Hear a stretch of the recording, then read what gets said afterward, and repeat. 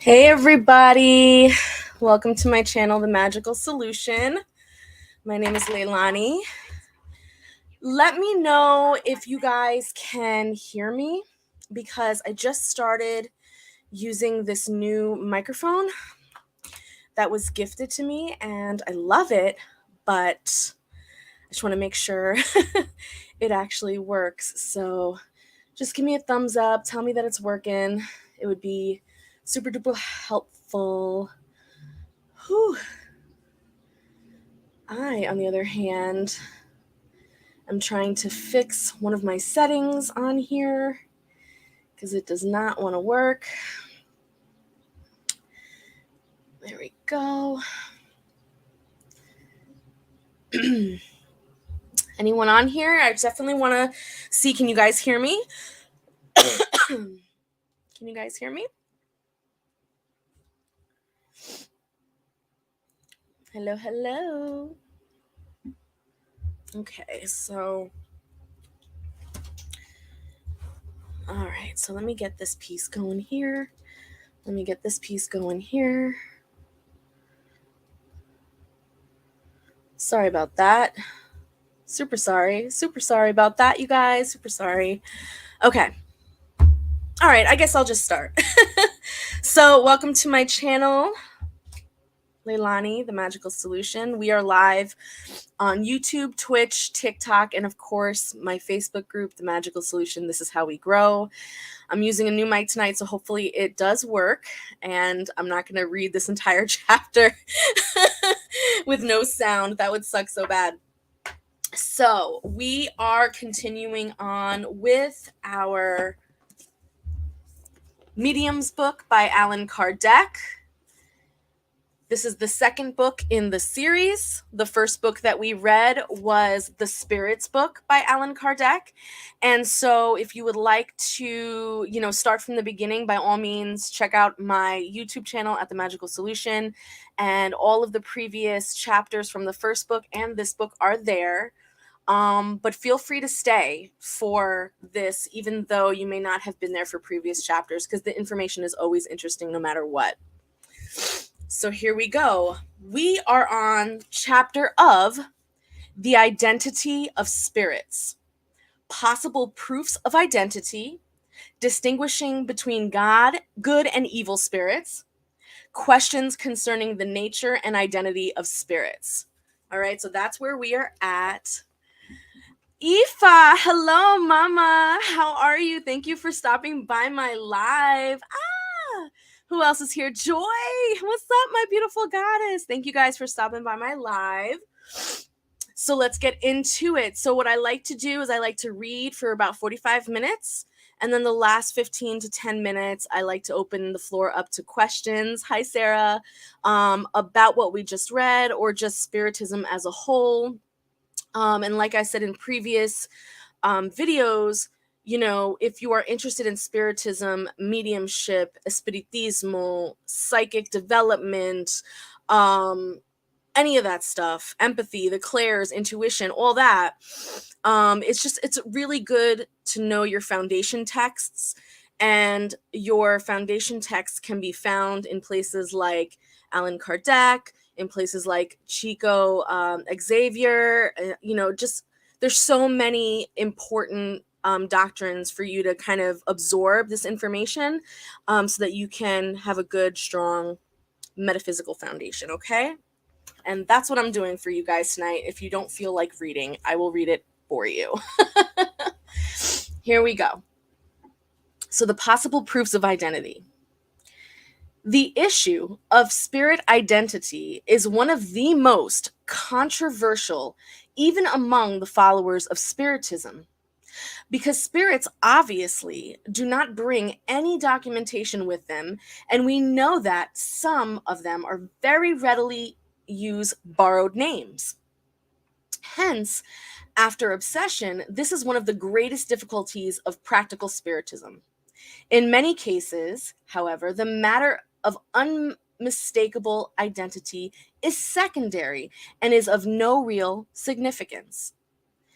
It is most difficult to prove the identity of ancient personages, and it often becomes even impossible, rendering only the possibility of making a purely moral appraisal.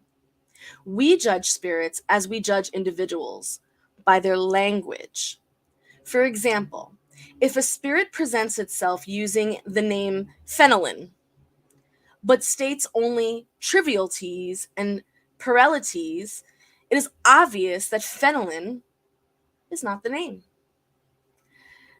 However, if what it says is worthy of Fenelon's character, and which he himself would not repudiate, we at least have some material and moral proof of the great possibility that it is indeed Fenelon. It is in these cases especially that true identity becomes a secondary issue. If the spirit says only honorable things, it really does not matter what the name uses. Undoubtedly, some will object that if a spirit were to take an assumed name, even for good purposes, it would nevertheless be committing fraud and therefore could not be a good spirit.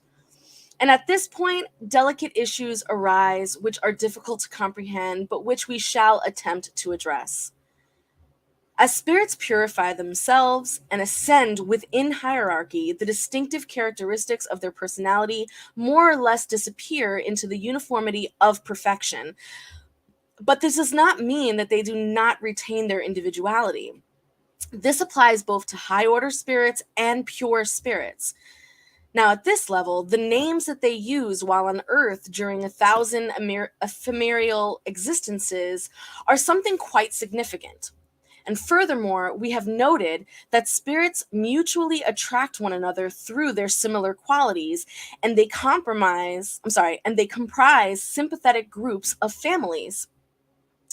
On the other hand, if we were to consider the huge number of spirits who, since time began, must have finally reached the highest ranks, and if we were to compare the highly limited number of individuals who have left a great name on the earth, we would understand that among the high order spirits who can communicate with us, most are nameless.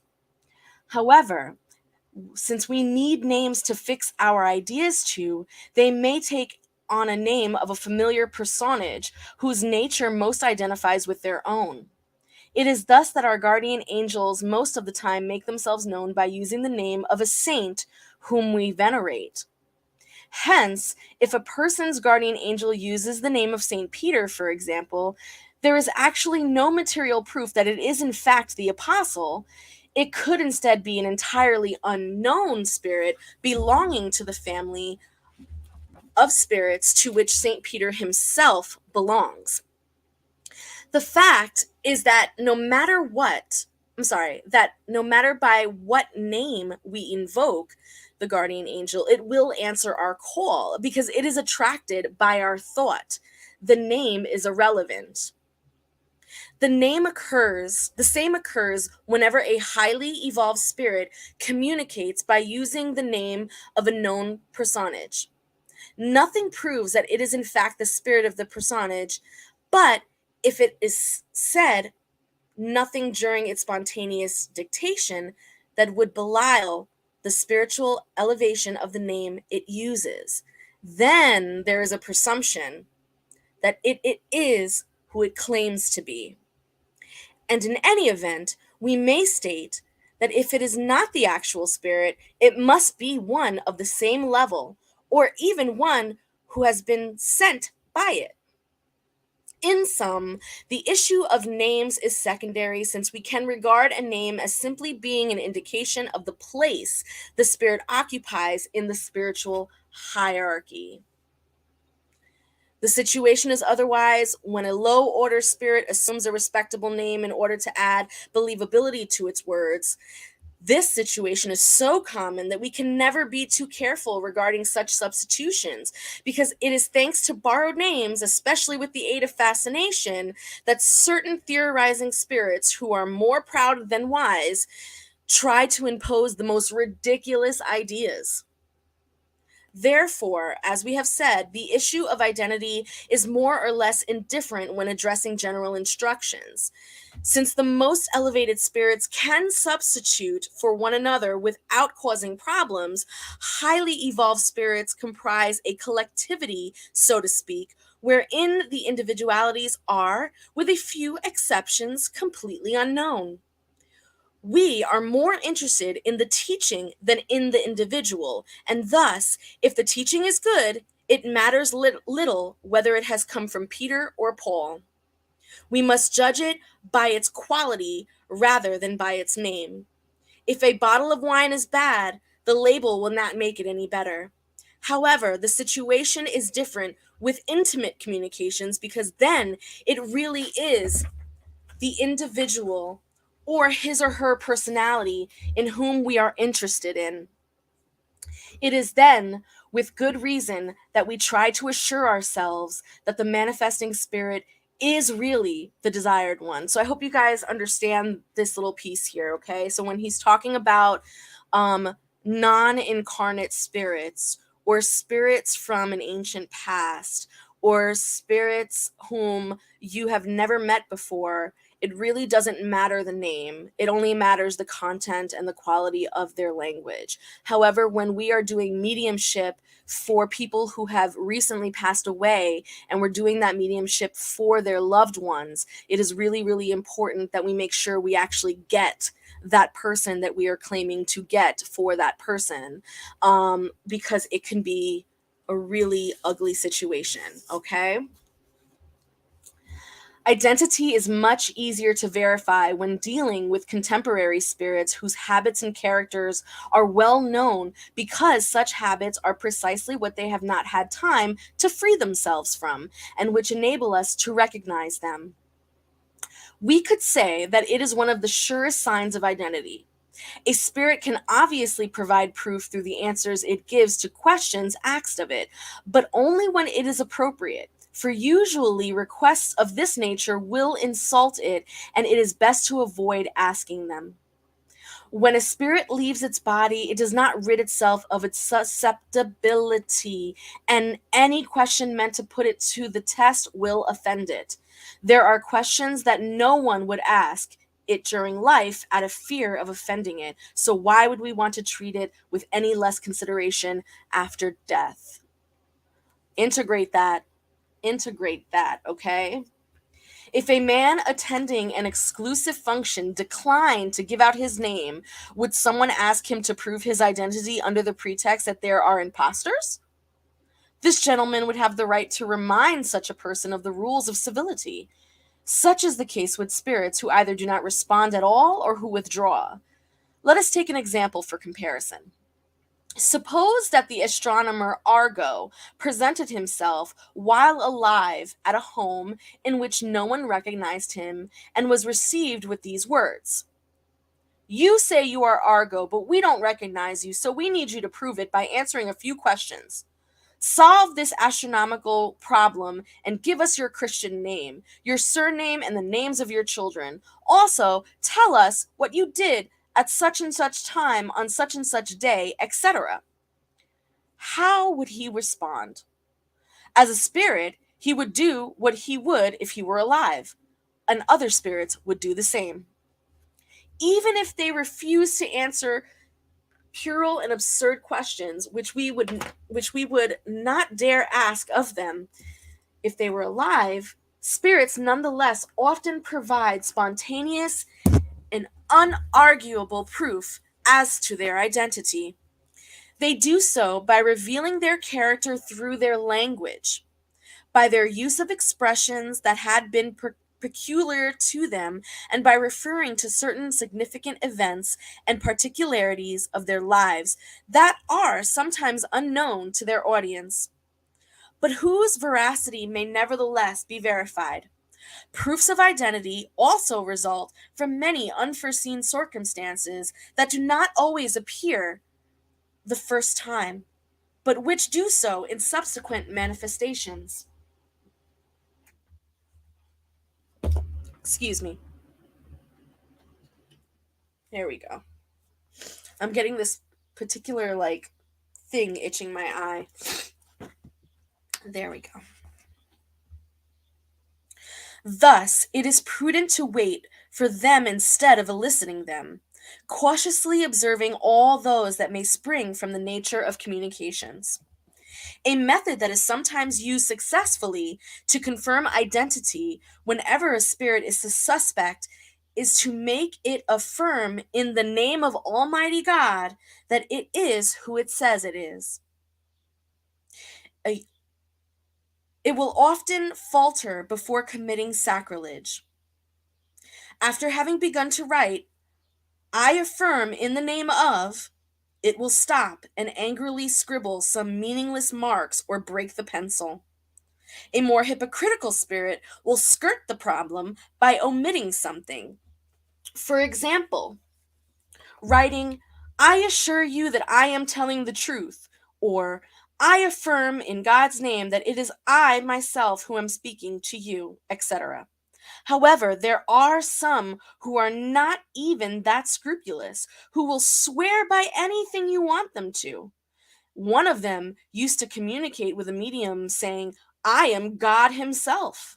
And the medium, being highly honored with such elevated grace, did not hesitate to believe it. When we evoked it, it did not dare keep up the charade and said, I am not actually God, but I am his son. So then, you're Jesus? Of course, this was not probable because Jesus is too elevate to resort to subfuge. Do you dare affirm in God's name that you are Christ? Well, didn't I say I'm Jesus? I said I'm the Son of God because I am one with his creatures. Well, we should conclude from that spirit, that when a spirit refuses to affirm its identity in the name of God, it is always proof that the name it is using is fraudulent. But an affirmation only provides us with the presumption and not the proof of identity. Among the proofs of identity, we may also place similarity of handwriting and signature. However, such a means of proof is not available to all mediums, and neither does it represent a foolproof guarantee. For there are foragers in the spirit world as well as in our own. Therefore, there is only one presumption of identity which acquires value only within the circumstances in which it's produced. The same applies to all physical signs, which some individuals provide as talismans that cannot be imitated by deceiving spirits. However, for spirits who dare perjure themselves in God's name or who imitate a signature, no physical sign could possibly present much of an obstacle. The best of all proofs of identity is in the language and unforeseen circumstances. One could certainly say that if a spirit can imitate a signature, it can also imitate language. That is true. We have seen those who ignominiously, there we go, assume the name of Christ, and for an even better deception, imitate his evangelical style by indulging in well-known expressions such as, verily, verily, I say to you, if we would study the writing without allowing ourselves to be influenced, however, deeply scrutinizing the thoughts and the character of the expressions, and noticing that alongside the beautiful maxims of charity, there are puerile and ridiculous recommendations, we would have to be completely fascinated to be fooled. Yes, certain formal aspects of language can be imitated, but not of thought. Ignorance will never imitate true wisdom, just as vice will never imitate true virtue. The spirit will eventually show its true colors, and that is when the medium and the evoker must use all of their discernment and reasoning to separate the truth from the lie. They must persuade themselves that the perverse spirits are capable of all sorts of fraud, and that the more elevated the name of the spirit uses, the more distrust it should arouse. How many mediums have received apocryphal communications signed by Jesus, Mary, or some venerated saint? That is true, you guys. I mean, think about that. That is true. So many have gone cuckoo after receiving all of these revelations. So now we're on the subcategory of the difference between good and evil spirits. So let's talk about it. If the perfect identification of spirits is in many cases a secondary, unimportant issue, the same cannot be said concerning the distinction between good and evil spirits. We may be indifferent as to their individuality, but never their quality. In every instructive communication, that is the point upon which we must concentrate our attention, since only it can provide us with a measure of confidence that we can put it in manifesting spirit, no matter what name it has assumed. Is the spirit who has manifested itself good or evil? To what degree of the hierarchy does it belong? That is the crucial question. As we have stated, we judge spirits by their language in the same way as we do people. Let us suppose that a man receives 20 letters from persons he does not know.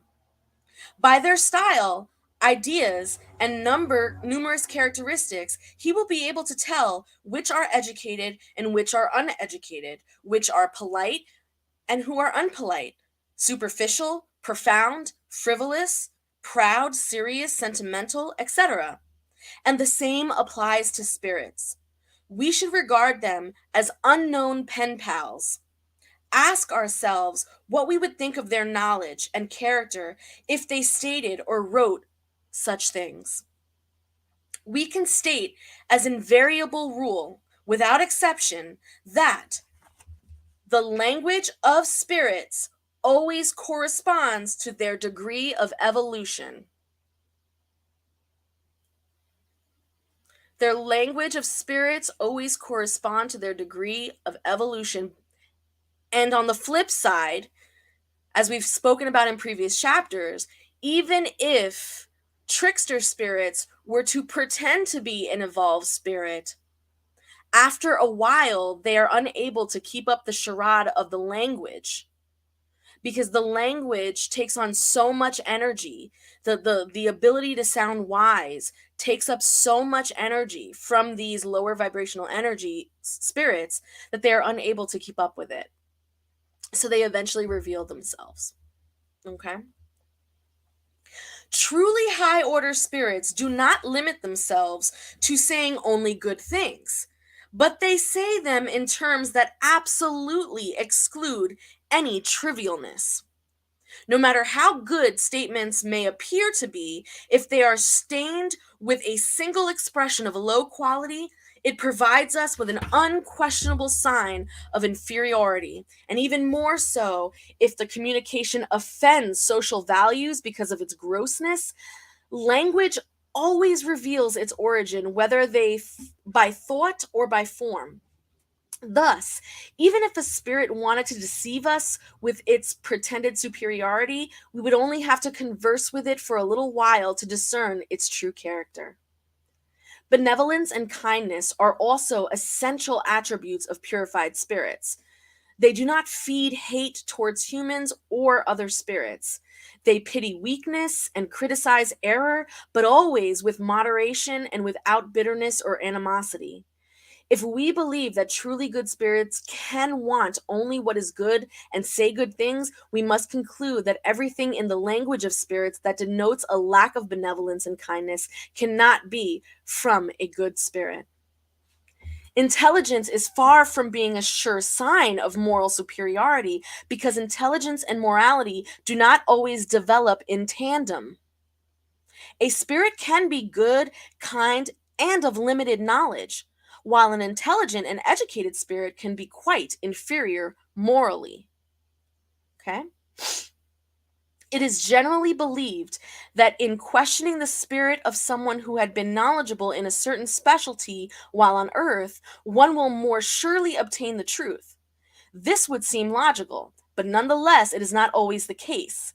Experience has shown us that scholars, as much as other men and women, and especially those who left the earth a short time ago, are still under the control of the prejudices of their corporal life and are not immediately free of theorizing minds. It is also the case that, influenced by the ideas that had nourished and provided them with glory during life, they see things with less clarity than we might suppose. However, we do not state this principle as a rule, far from it. Rather, we only warn that this may happen, and that as a result of their scholarliness as humans is not always a guarantee of their infallibility as spirits. Mm. Mm-mm-mm.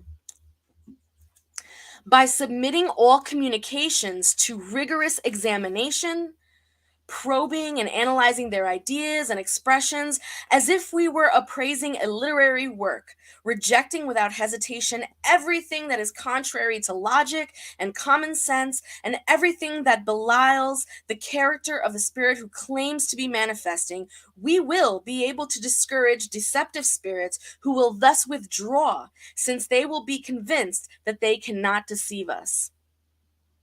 We will repeat that this is the sole means, but it is nevertheless infallible. For no evil communication can bear up under rigorous criticism. Good spirits are never offended at such examination, because they have nothing to fear, and they themselves have counseled us to proceed in this manner. Only evil ones are offended and try to dissuade us, since they have everything to lose, an attitude that proves who they really are. Here is the advice that St. Louise has given on the matter. Quote, no matter how legitimate the trust that the directing spirits of your work may inspire in you, there is a recommendation that can never be repeated too often, and which you must always bear in mind as you pursue your studies. Weigh and analyze all the communications you receive, submitting them to the most rigorous control of reason. Whenever anything appears to be suspect, doubtful, or obscure, do not neglect asking for all the explanations needed to form your opinion. Unquote. Let us sum up the means for recognizing the quality of spirits in the following principles. Number 1. There is no other criterion for for discerning the worth of spirits except common sense. Any other form towards this end, even if given by spirits themselves, is absurd and could not have come from highly evolved spirits. Number 2, we judge spirits by their language and actions. Spirits' actions involve the sentiments they inspire and the counsels that they provide. Number 3, accepting the fact that good spirits can only say and do what is good, then everything that is bad cannot have come from a good spirit. Number 4, the language of high order spirits is always noble, elevated, and dignified without any mixture of trivialness. They state everything simply and modestly, they never boast, and they never make a show of their wisdom or their position among the other spirits. The language of low order or ordinary spirits always contains some reflection of the human passions. Every expression that reveals low character, self-importance, arrogance, boastfulness, or sarcasm is a sure sign of inferiority and deceitfulness in the spirit if the spirit presents itself using a respectful and venerated name. Number 5, we must not judge spirits according to the formality and correctness of their style, but must probe their inner character and analyze their words, coolly and maturely weighing them unhesitatingly. Any absence of logic, reason, and prudence can leave no doubt as to a spirit's origin, whatever may be the name it uses to adorn itself. Number 6, the language of elevated spirits is always identical, if not in form, at least in substance. Their ideas are the same, Whatever may be the time and place, their communications might be more developed or less so, depending on the circumstances, needs, or ease of communication, but they will never be contradictory. If two communications under the same name contradict each other, one of them is obviously apocryphal. The true one will be the one in which nothing belies the known character of the personage. Between two communications signed by St. Vincent de Paul, for example, one proclaiming unity and charity and the other tending to sow disharmony, no sane person could possibly be deceived. Number 7. Good spirits only say what they know, keeping quiet or confessing their ignorance about what they do not know. Evil spirits confidently talk about anything without any regard for the truth. Every notorious scientific heresy, every principle that offends common sense reveals fraud, even though the spirit presents itself as being enlightened. Number 8. Frivolous spirits are further recognizable by their willingness to foretell the future and to specify the dates of physical events that we should not know about. Good spirits may enable us to have a presentiment of future things when such knowledge is useful, but they are never precise as to dates. Any proclamation of an event to happen at a specific time is an indication of fraud. Number 9. Highly evolved spirits express themselves simply, without proxility. Their style is concise without excluding poetry in their ideas and expressions. They are clear and intelligible to everyone and do not require effort to be understood. They possess the art of saying much in a few words, for every word has its just use. Less evolved or pseudo-scholar spirits, on the other hand, hide the emptiness of their ideas behind pompous phrases, and their language is always pretentious, ridiculous, or obscure by dint of appearing profound. And number 10, good spirits never give orders. Good spirits never give orders. They do not wish to impose themselves, but only to provide counsel. If they are not listened to, they withdraw. Evil spirits are authoritarian. They give orders, want to be obeyed, and do not withdraw no matter what. All spirits who impose themselves betray their status. They are exclusivists and absolute in their opinions and pretend to be privileged with the truth. They demand blind trust and never appeal to reason, since they know that reason will unmask them. Number 11. Good spirits are never flattering. They approve of any good that is done, but always prudently. Evil ones use exaggerated praise and excite pride and vanity, though they proclaim humility, and they seek to exalt the personal importance of those whom they want to win over. Number 12. High order spirits remain above formal pluralities in all matters. Ordinary spirits are the only ones who give importance to trifling details that are incompatible with truly elevated ideas. Every meticulous prescription is a sure sign of inferiority and deception on the part of a spirit who employs a pompous name. Number 13. We must distrust any bizarre and ridiculous names used by certain spirits who want to impose their credibility. It would be extremely absurd to take such names seriously. Number 14. We must equally distrust spirits who lightly present themselves using highly venerated names, and only with much reserve should we accept what they say. It is especially in such a case that strict control becomes indispensable, because it is frequently a mask that they wear to lead us to believe in their pretended intimate relationships with pure spirits.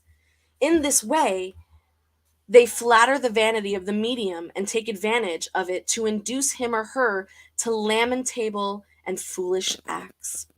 Lamentable, sorry. Number 15.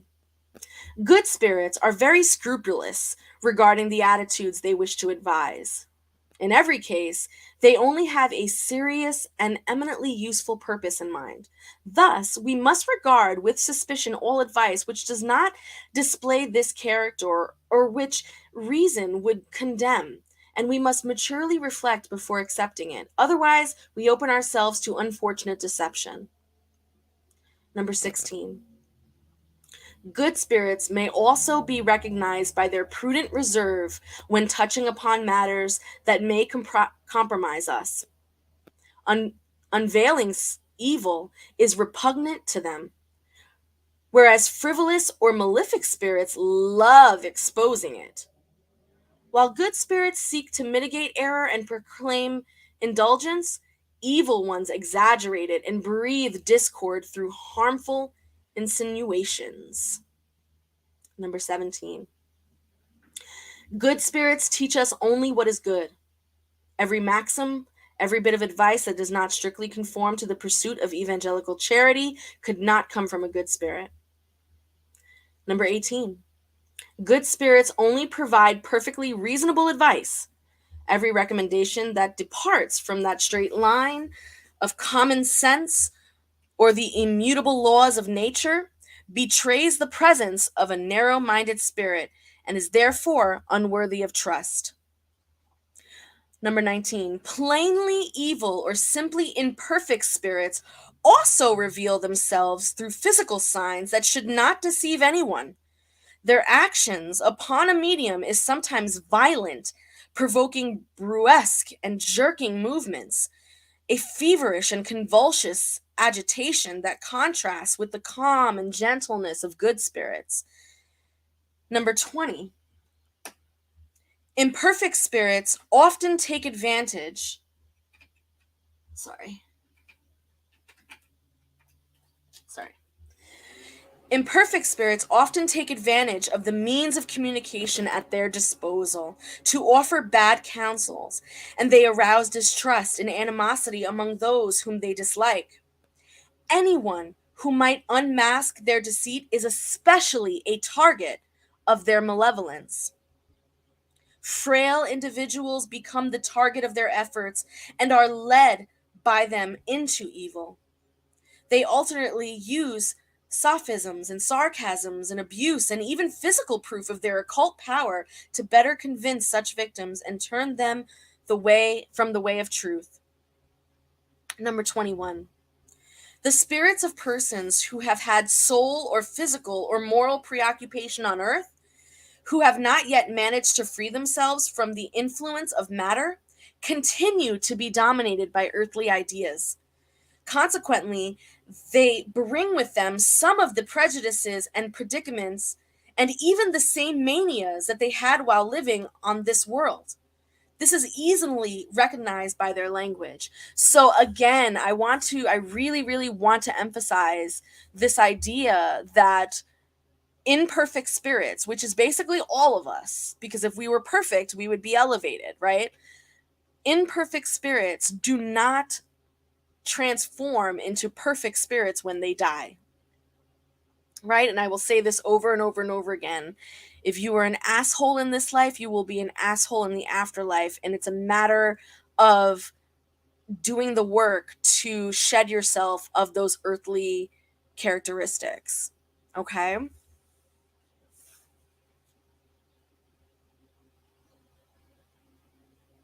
Number 22. The knowledge with which certain spirits often use to adorn themselves with a sort of ostentation is no sign of superiority. The true touchstone for verifying superiority is the inalterable purity of moral sentiments. Number 23. It is not enough to simply question a spirit in order to know the truth. We must, above all, know whom we are addressing. For, due to their own ignorance, less evolved spirits deal lightheartedly with the most serious questions. It is also not enough for a spirit to have been a great individual while on earth to subsequently be possessed of high knowledge in the spirit world. So, like I just said, right? Only virtue can purify it, bring it closer to God, and broaden its knowledge. Number 24. The pleasantries of highly evolved spirits are often subtle and keen, but never banal. Among mocking spirits, those who are not too crass, biting sarcasm is almost always a propose. Number 25. By attentively studying the character of the spirits who manifest themselves, especially from the moral point of view, we can recognize their nature and the degree of trust they deserve. Common sense can never be deceived. Number 26. In order to judge both spirits and individuals, we must first know how to judge ourselves. Unfortunately, there are people who make their own opinions the exclusive measuring stick for good and evil, truth and falsehood.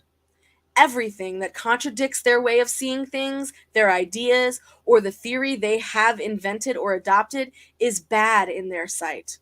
And such individuals obviously lack the first condition for correct evolution, rectitude of judgment.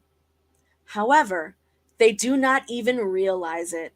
This is the defect that produces the most illusion. This is the true act of pride. All the above instructions are the result of experience and the teaching of the spirits. We shall supplement them with the answers provided by the spirits themselves with regards to the most important points. So now we're on to the next section, which is basically the questions concerning the nature of the identity of spirits. Now, in this section, it's the spirits themselves that are going to be answering the questions. So as we've seen in the first book, the spirits book, he kind of does like a question and answer. Like the whole book is written as him interviewing a spirit. And that's what this last half of the chapter is going to be. Hi, Flux. So the name of this book is called The Medium's Book by Allan Kardec. It's the second book in his very long series. His first book is The Spirits Book. Okay? And I highly suggest you purchase them when you get a chance. So now on to the interview. The question: by what signs can we recognize high order and low order spirits? The spirit says, by their language. Just as you distinguish between a scatterbrain and a sensible person, we have already stated that high order spirits never contradict one another, and they only address worthy matters. They only desire goodness. That is their sole preoccupation. Less evolved spirits are still dominated by their materialistic thinking. Their manifestations bear out their ignorance and imperfection. Only highly evolved spirits understand all things and judge them without passion. Question number 2. Is a spirit's scientific knowledge always a proof of its elevation? No. Because if it is still under the influence of matter, it could still possess your vices and prejudices. There are people in your world who are excessively jealous and proud. Do you think they lose those defects when they leave the earth behind? After they have departed it, especially those who nourished strong passions, they are enveloped by a kind of atmosphere that retains all such evil things. So I want you to listen closely to that statement there. It says, they are enveloped by a kind of atmosphere that retains all such evil things. That's a really important statement that we're going to talk about much later on when we start talking about, actually, it also gets addressed in his, either it's his third or fourth book, but it's the Book of Heaven and Hell, right? And it's this idea of, it's similar to purgatory, but it's not purgatory. It's like this sort of in-between place that people's perispirit, the spirit that gets imprinted with all of the human passions, goes. That's where they go to cleanse that spirit, to clean that spirit out, so that it can then be reborn to learn more lessons and try and, do the thing, right? And this in between space is also the place where suicides go as well. So it's a very sort of it's a very it's like what's the right word? I like to think of it as like the place of mists. If anyone has ever seen that movie, oh my god, what is the name of that movie? All of a sudden I forgot. That sucks. I forgot the name of that movie. Anyway, but it kind of just, imagine just being in a dark room with a lot of fog, and the only light you're really getting is the light that's being reflected off of the fog, and you can't see past the fog. That's kind of the vibe that space gives.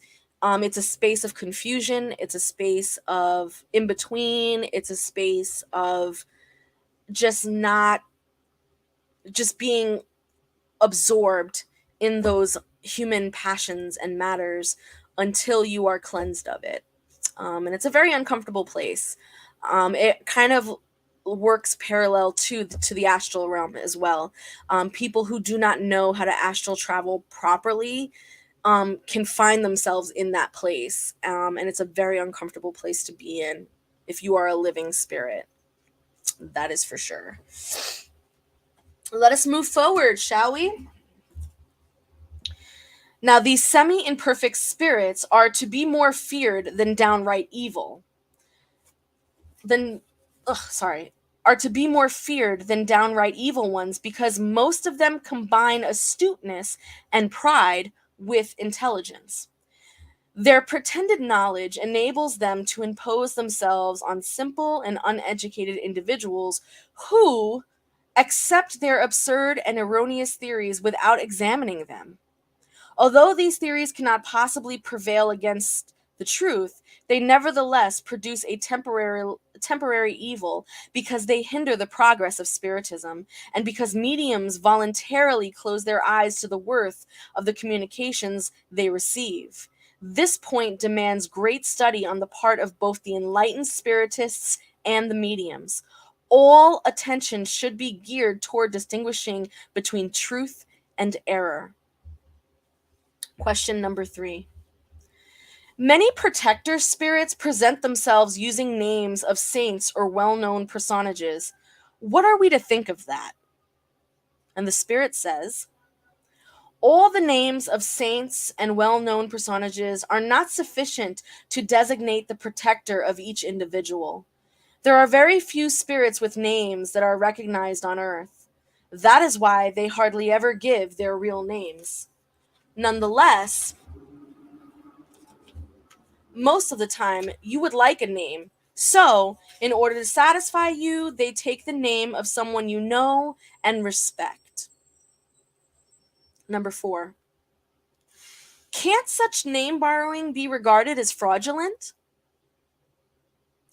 It would be fraudulent if done by an evil spirit with the intent to deceive.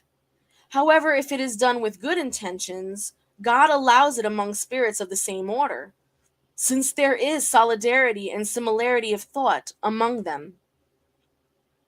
Question 5. So, when a protector spirit presents itself as Saint Paul, for example, we cannot be certain that it is actually the spirit or soul of the apostle by the name, right? Of course not. For there are thousands of people who have been told that they have Saint Paul or some other saint as their guardian angel. But what does it matter, as long as the spirit protecting you is of the same order as the Apostle Paul? I have already told you that you need a name, and spirits use one in order for you to call them and recognize them. You do the same with the baptismal names you use for distinguishing yourselves from the other members of your family. Spirits can also take the names of the archangels, Raphael, Michael, etc., without adverse consequences. Moreover, the highly evolved a spirit is, the more power of irradiation increases. You should know that a high order protector spirit can watch over hundreds of incarnates on Earth. There are lawyers who manage the business dealings of 100 or 200 families. Why would we be any less capable, spiritually speaking, of course, of morally guiding humans than those who guide their material interests? Question 6. Why do communicating spirits so often use the names of saints? To identify with the customs of those to whom they address themselves. They employ the names most capable of impressing individuals according to their beliefs. Question 7. Upon being evoked, do certain high order spirits always answer in person, or do they send agents to transmit their thought, as some people think? Why wouldn't they answer in person if they could? But if a spirit cannot answer in person, an agent will necessarily speak in its name. Question 8. So is the agent always sufficiently enlightened to respond as the spirit itself would?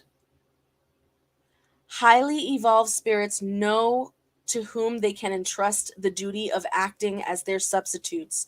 Moreover, the more evolved spirits are, the more they harmonize with one another in common thought in such a way that personality does not matter, as it shouldn't among you either. Do you think that in a world of high order spirits, there are only those whom you deemed on earth as being capable of instructing you? You are so inclined to believe that there is nothing beyond your own world that you resemble primitives who have never left their island and think that the world does not extend beyond it. Question 9. We can understand this to be the case when addressing serious teachings, but why do elevated spirits allow low order spirits to use respectable names to sow error through often perverse maxims? It's a good question. Remember, this question was asked once before regarding a different subject.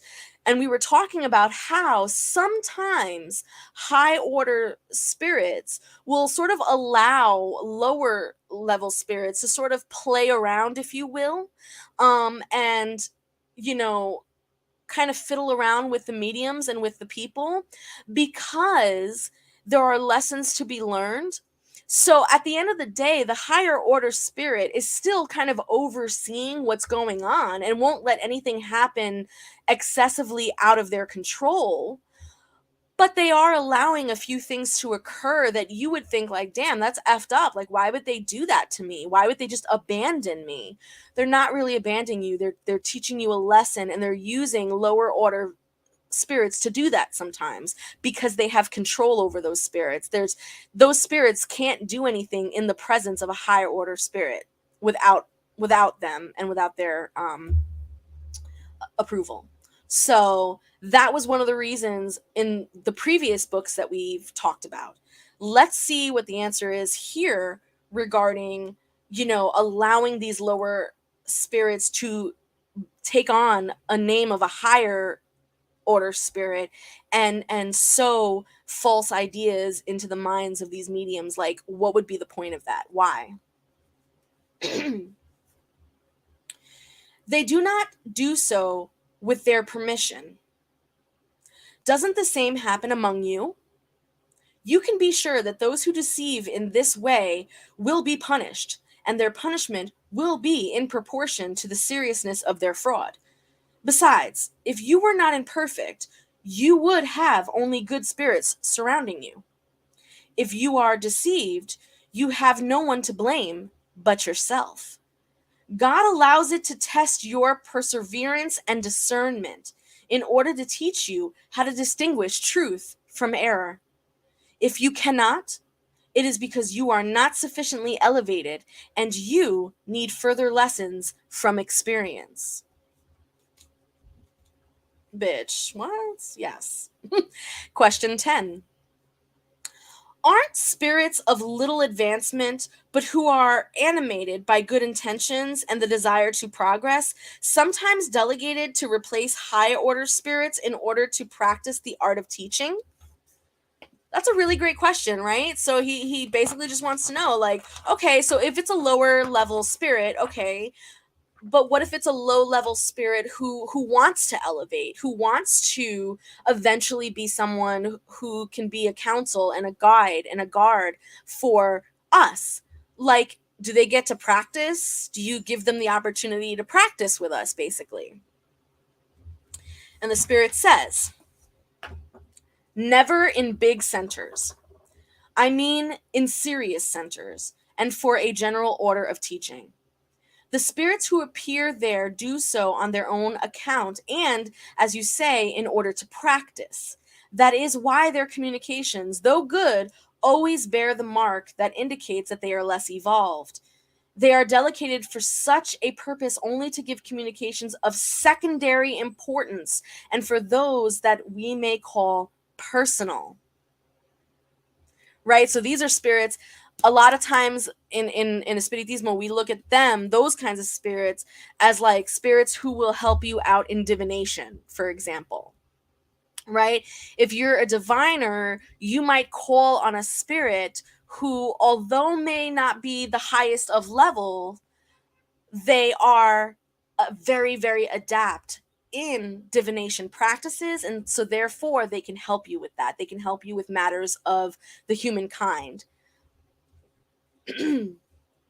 Question 11. Ridiculous spirit communications are sometimes mixed in with worthy maxims. How can we resolve this anomaly, which seems to indicate the simultaneous presence of both good and evil spirits? Evil or frivolous spirits also pronounce maxims, but without really realizing the reach or meaning of what they say. Are all those who do this amongst you superior individuals? No. Good and evil spirits do not mix together. You can recognize the presence of good spirits by the constant uniformity in good communication. Uniformity. That's really important. Uniformity.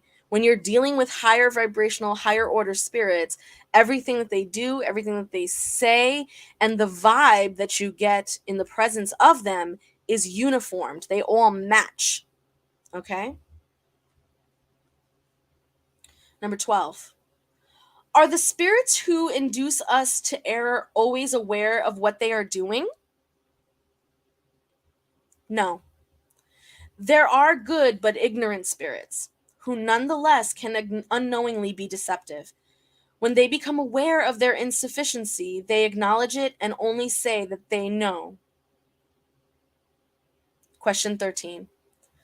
Does a spirit always have mediums? Does a spirit always have malicious intentions when it communicates error? No.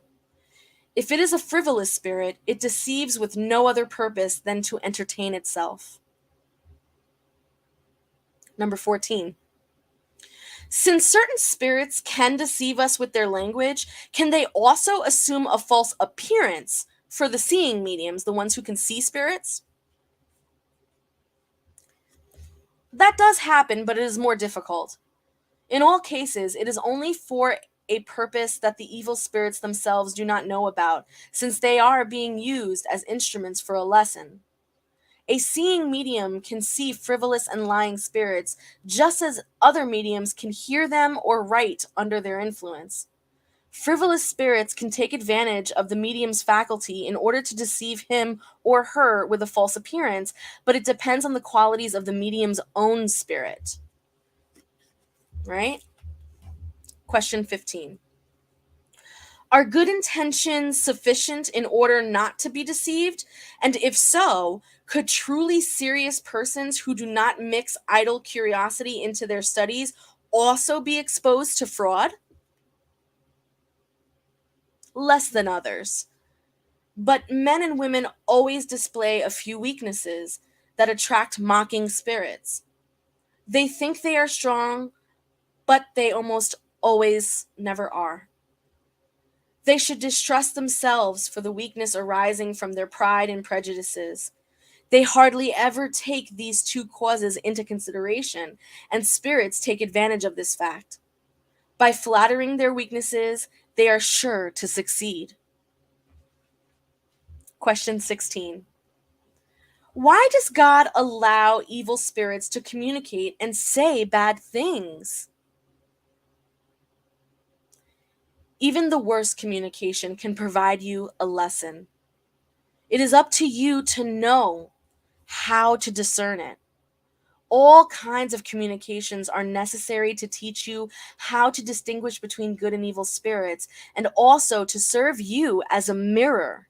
Because again, as we've learned in previous books, like attracts like, right? So your spirit, the frequency of your spirit, will be what kind of spirits are attracted to you, right? So if you're a garbage person, the spirits that will be around you are garbage spirits who will feed off of that energy, and then also tickle that energy within you to have you do it more.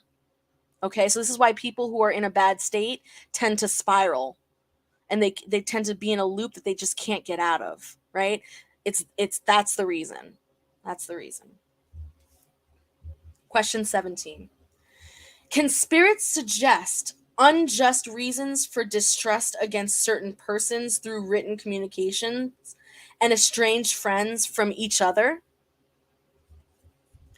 Perverse and jealous spirits can practice the same evils that humans practice. Thus, you must always be on guard.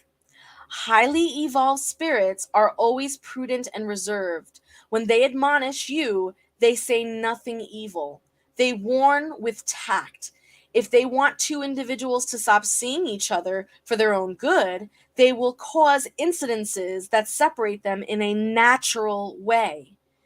An utterance that sows discord and distrust always comes from an evil spirit, no matter what name it uses. Hence, always be suspicious when a spirit says something bad against another, especially when a good spirit has already said the opposite.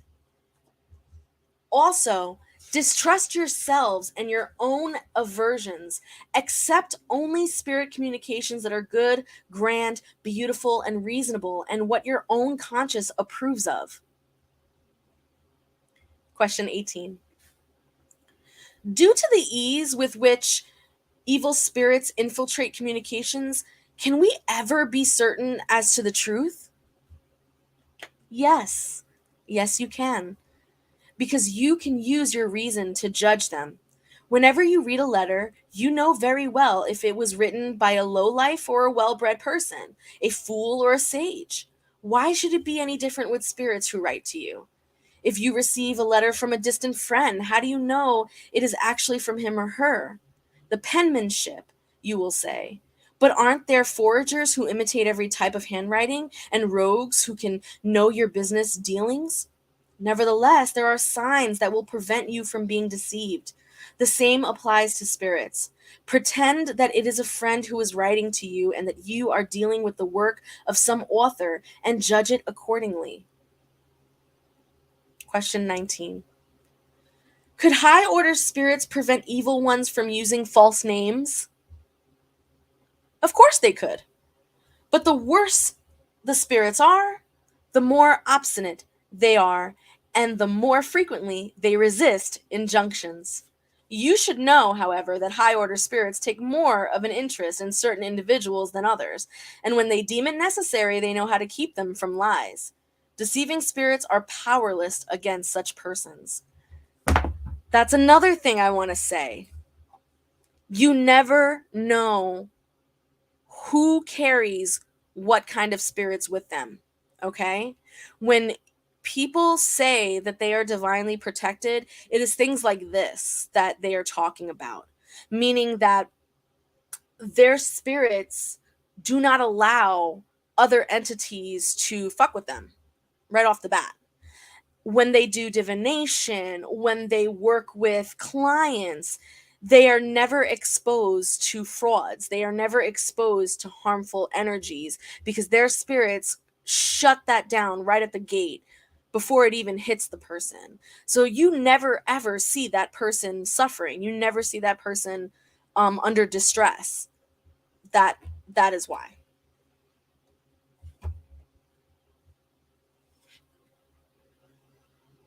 What is the reason for this partiality?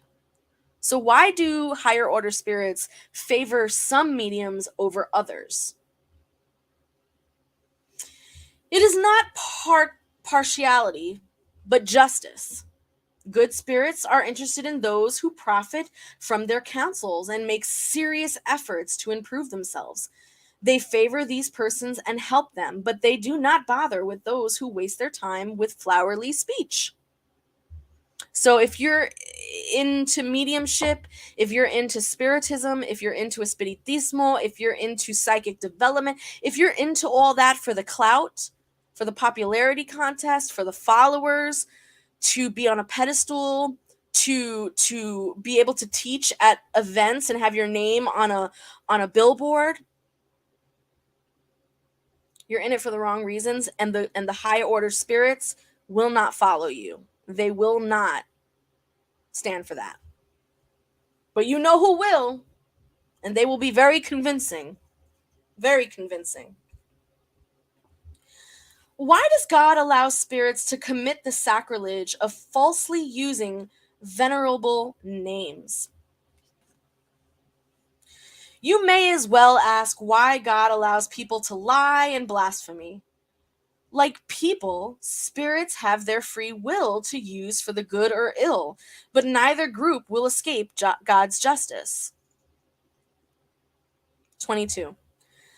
Are there any formulas that are effective for expelling deceiving spirits? A formula is physical. A good thought directed towards God is worth much more. Question 23. Some spirits have said that they possess written signs that cannot be imitated, a kind of stamp by which they can be recognized and proved their identity. Is this true? Now, I want you to pay close attention to this answer, because especially on Instagram and on TikTok, you see a lot of people talking about their spirits and the sigils of their spirits, these special symbols that these spirits have to be able to invoke them and to communicate with them, because that particular symbol is their sort of trademark, if you will. The only signs that highly evolved spirits possess for their identity are the loftiness of their ideas and their language. Any spirit can imitate a physical trait. As for the less evolved spirits, they betray themselves in so many different ways that only someone who is blind could be deceived by them. So basically, there's no stamp. There's no like special symbol. There's no sigil. There's none of that. That is sort of like the trademark of the spirit that they gave you to say, hey, this is how you know it's me. When this symbol shows up, it's me. High order spirits don't do that. Like, there's just sort of this, at least according to this philosophy, there's a sort of what's the right word? There is sort of the presence is so big. Okay? Like, it's so big. You can't mistake it. And when I say big, I mean like you can't tell what's you and what's the spirit anymore. Like it takes over the space. It fills your lungs. It causes the barrier of your skin to no longer feel physical anymore. And all you can sense are your discerning feelings. Do I feel love? Do I feel hate? Do I feel this? And all you feel is love. Like, all you feel is good vibes. And when they communicate with you, however, through whatever faculty they do for you, it's unmistakable and it's coherent and it all matches. So that's according to this philosophy. Whereas lower vibrational energies don't have that presence. They just don't have that presence. And so they will convince by saying, here's a physical gift for you. Here's something you can tangibly hold on to. Here's something that you can physically see. And we, being materialistic earth humans, get all wrapped up in that because we love things, right? We love material things. We love consumerism. We love all that stuff. Plus, you get all the flattery of a lower energy spirit. You get all of the hoo-ha-has and the validations and all that stuff, and it plays into the ego and the pride of the medium. If they're not a self-aware and not a highly evolved medium, it's an easy trap to fall into. Easy.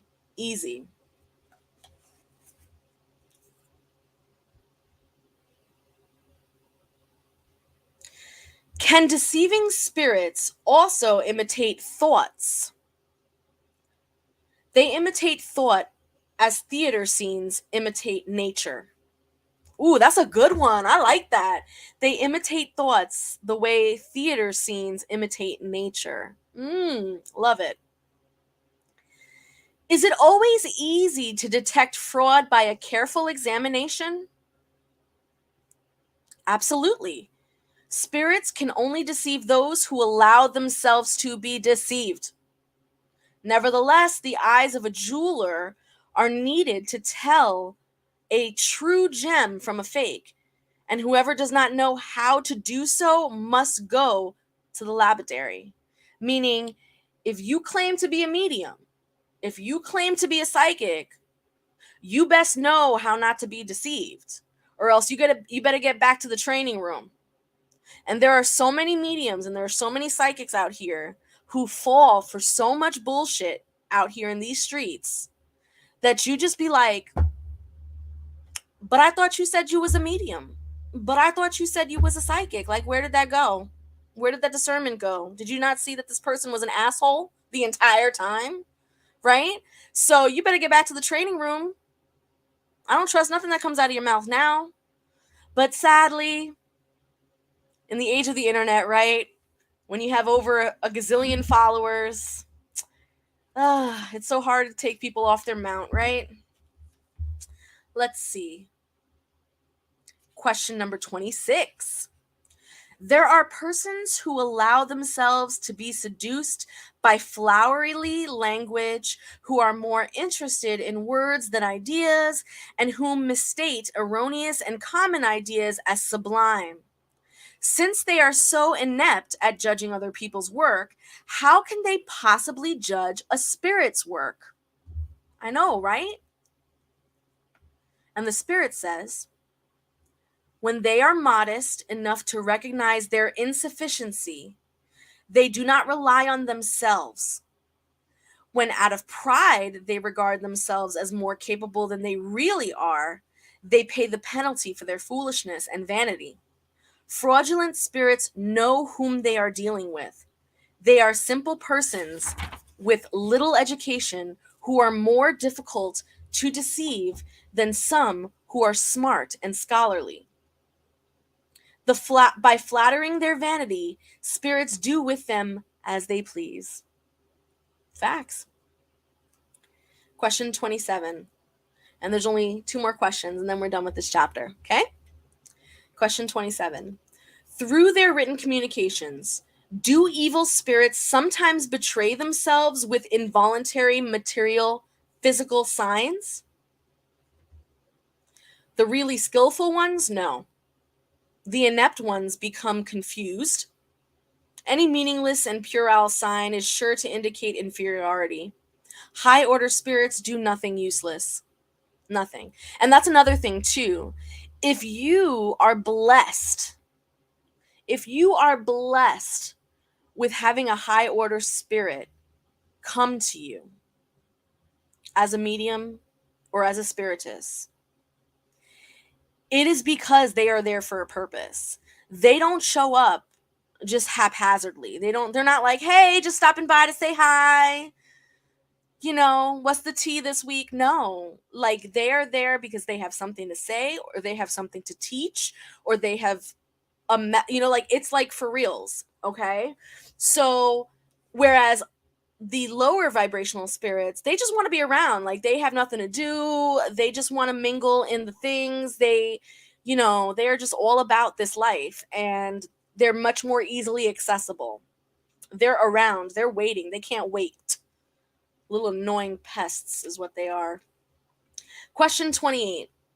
Many mediums recognize good and evil spirits by either a pleasant or disagreeable sensation as they approach. Is a disagreeable impression, a convulsion, agitation, or uneasiness always indicative of the evil nature of a manifesting spirit? A medium experiences the sensations of the state of the manifesting spirit, and when the spirit is happy, its state is peaceful, light, and calm. When it is unhappy, it is agitated and feverish, and this agitation is naturally transmitted to the medium's nervous system. Moreover, the same applies to humans. Those who are moral display calmness and peace, and those who are evil are always agitated. There are mediums of greater or lesser impressionability, and for that reason we cannot consider agitation as an absolute rule. Herein, as in everything else, we must take the circumstances into account.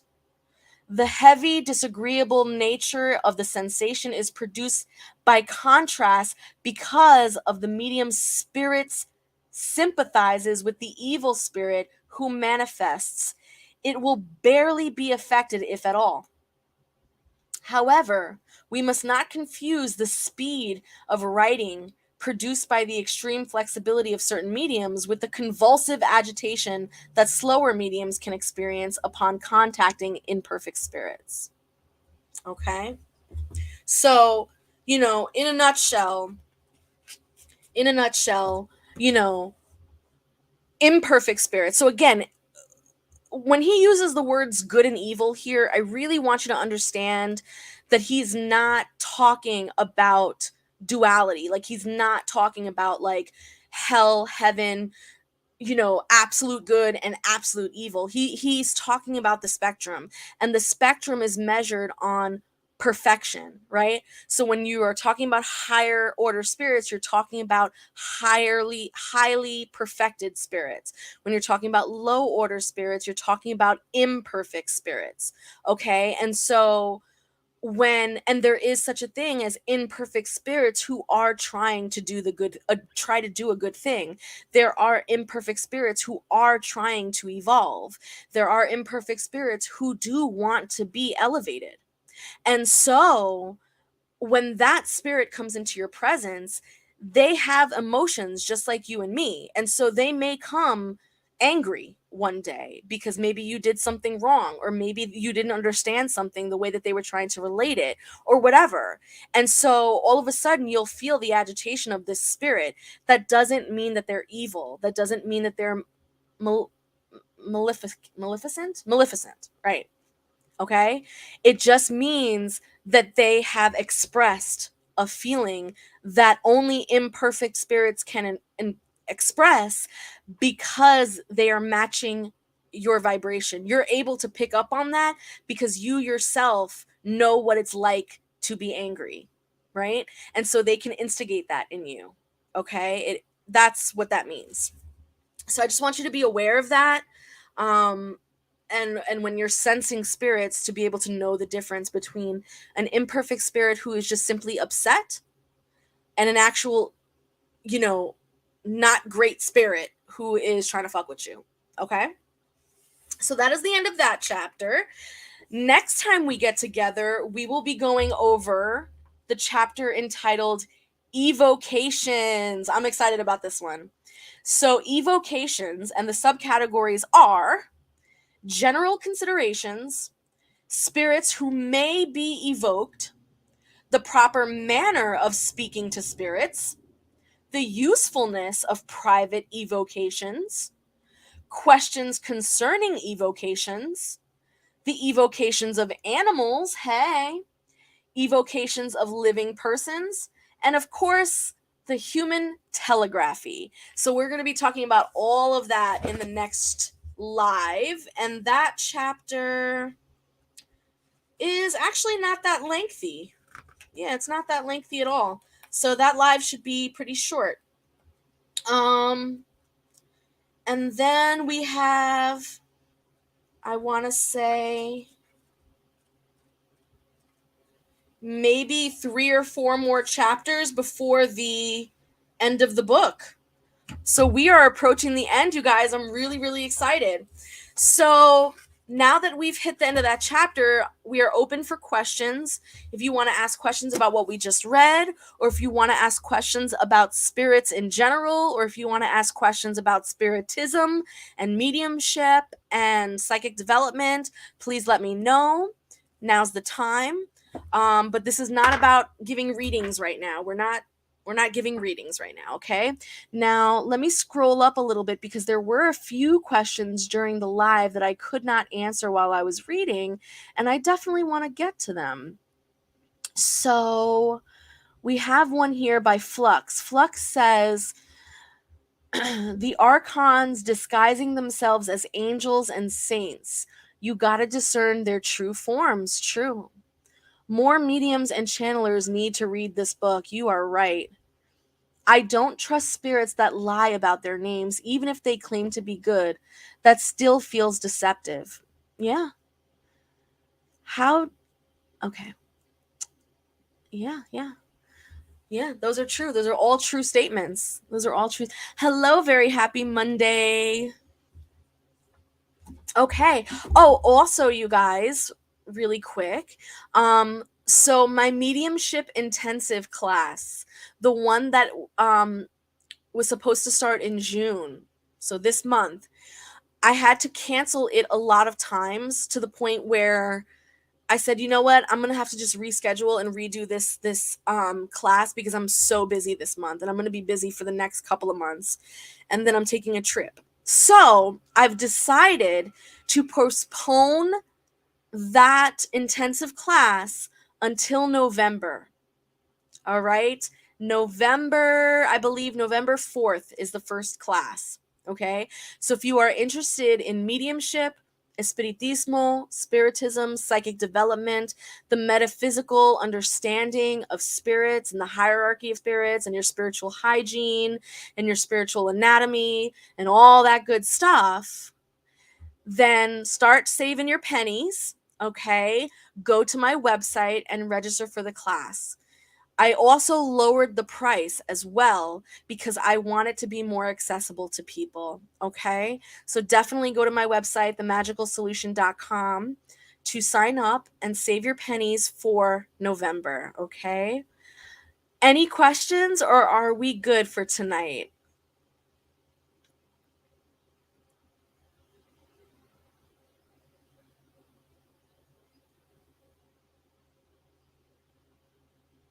Okay. Well, thank you all so much for joining me on this live. I hope to hear from you all soon. And do not forget to like, comment, subscribe, share, do all the things on all of my social media platforms. You can find me at The Magical Solution. All right, guys, have a good night.